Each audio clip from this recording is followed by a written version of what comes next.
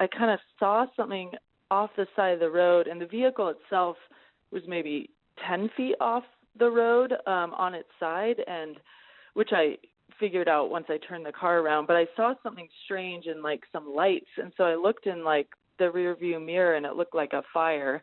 And I just immediately thought, is that an accident? And I turned the car around, thinking, I need to get ready to call 911. I couldn't see into the car because it was filled with smoke, and there was fire in the grass around it and on the underside of the car, which was actually facing, because it was on its passenger side, like fully on its side, the fire was kind of around the tire.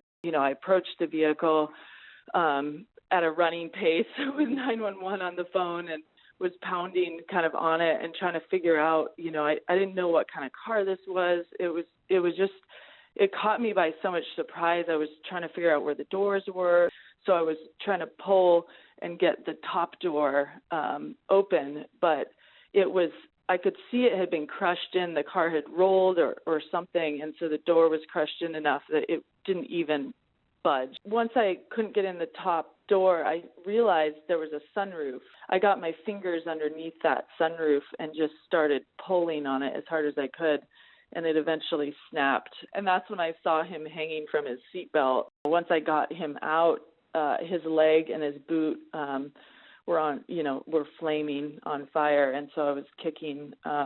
I felt kind of bad, but I guess that's the only thing you can really do, in that moment, is kind of kick and put out the fire on his leg.